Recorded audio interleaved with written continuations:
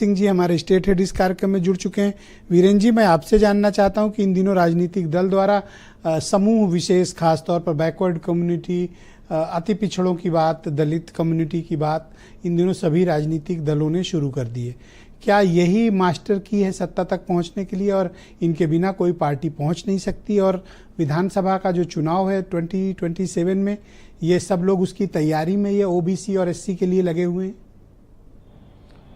बिल्कुल, देखिए करीब 54% वोट उत्तर प्रदेश में मिलाकर होता है। अब ये 54% जिसके साथ जाएगा वो तो जीत ही जाएगा, लेकिन ओबीसी और दलित दोनों मतदाताओं ने ये दिखाया है 2014 के बाद से कि वो किसी के बंधुआ नहीं हैं। वो जहाँ पर उनको भागीदारी मिलेगी, जहाँ पर उनको विकास के अवसर मिलेंगे, वो चले जाएंगे।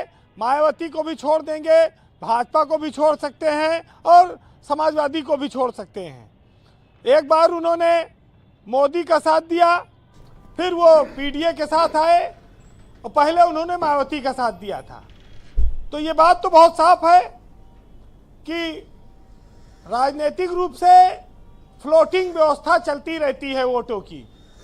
और 2027 का जो इलेक्शन आ रहा है विधानसभा का, उसमें इसी की लड़ाई है।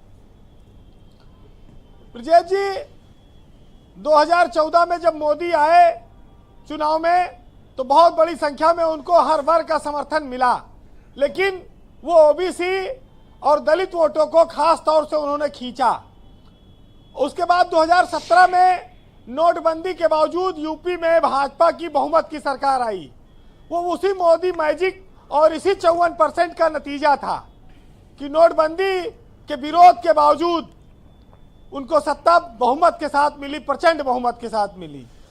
फिर 2019 में भी वो इसमें कामयाब रहे, लेकिन 24 में भाजपा धड़ाम हो गई। वहाँ पर उसका ये वोट बैंक बिखर गया। वो चला गया अखिलेश यादव और राहुल गांधी के साथ, पीडीए के साथ। तो ये बताता है कि जब उसको खतरा महसूस होने लगेगा कि अब हमारा भला तुम्हारे साथ रहने में नहीं है, तो वो खिसक जाएगा धीरे से।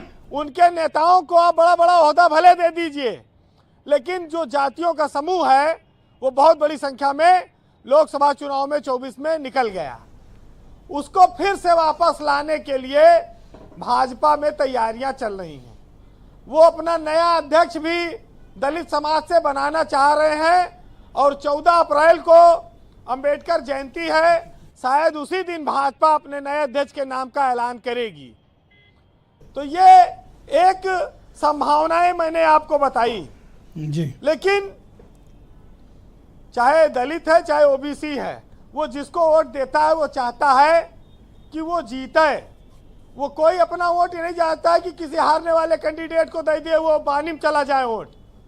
तो दलित मतलब अब खाली मायावती नहीं रह गई हैं, अब चंद्रशेखर आजाद भी हैं और अब भाजपा भी है और पीडीए भी है।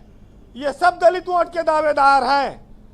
तो मायावती अगर नहीं जीतेंगी कहीं, तो दलित दूसरी पार्टी में दूसरे कैंडिडेट को वोट दे सकता है, और उसने ये दिखाया भी है करके। ब्रजेश जी, पीडीए बीजेपी के लिए बहुत सिरदर्द बना और 2027 में भी ये सीधी लड़ाई है। आज हमारे कांग्रेस और बसपा के साथी समर्थक बैठे हैं, लेकिन वो इस बात को जान लें कि लड़ाई तो योगी और अखिलेश के बीच होगी। अब आपको ये तय करना है कि इनमें से दो में से किसके गठबंधन में किसके साथ रहना है, और नहीं रहोगे, अकेले लड़ोगे, तो आज जो विधानसभा में स्थिति है वही रहेगी, उससे ज्यादा नहीं उम्मीद रखना, क्योंकि आपके पास न वोट बैंक है और न आपके पास उतना मजबूत संगठन है और न आपके पक्ष में कोई माहौल है। तो कांग्रेस और बसपा इस बात को समझ लें कि अगर पीठ पे किसी के लद के बैतरणी पार करनी है तो कर लेना, और नहीं तो उमाशंकर एक बसपा विधायक हैं और कांग्रेस के 2 हैं, वही स्थिति रह जाएगी। बातें चाहे जितनी बड़ी बड़ी की जाए। अब बात आती है कि लोकसभा में वोटिंग का पैटर्न अलग होता है, विधानसभा में अलग होता है। लोकसभा में राष्ट्रीय सरकार चुनने के लिए बहुत बड़ी संख्या में परिवर्तन होता है और स्थानीय मुद्दों पर विधानसभा में लोग वोट बैंक अलग आ जाता है। इस बात को भी समझना होगा।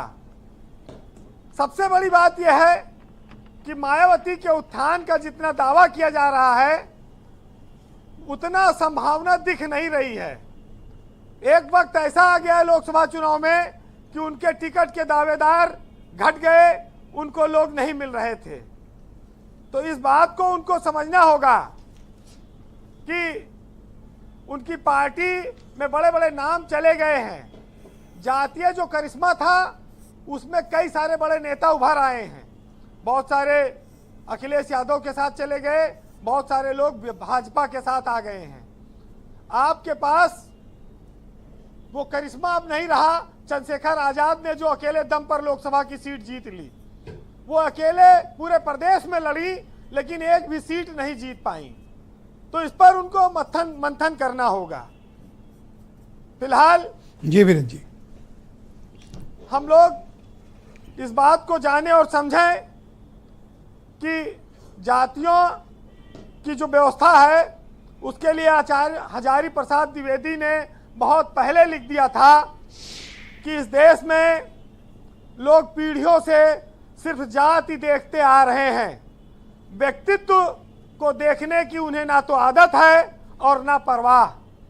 जो बात 100 साल पहले लिख दी गई, कितने अनुभवी लोग थे, वो आज भी चली आ रही है और ये हमारे नेता इसको खत्म भी नहीं होने देना चाहते हैं। ये जाति व्यवस्था वो टिकटें जाति देख के देते हैं तो खत्म कहां से होगी। फिलहाल सुनिएगा कि इस देश में कोरोना बहुत बड़ा वायरस आया चला गया, लेकिन उससे भी कई बड़े वायरस अभी जिंदा हैं और जो जातिगत भेदभाव छुआछूत को बढ़ावा देते हैं उसमें पाखंड है, छुआछूत है, जातिवाद है, अन्याय है, शोषण है। ये वायरस अभी तक ऐसे हैं जिनका सफल इलाज अभी तक नहीं ढूंढा गया है और इसको नेता ढूंढने भी नहीं देंगे।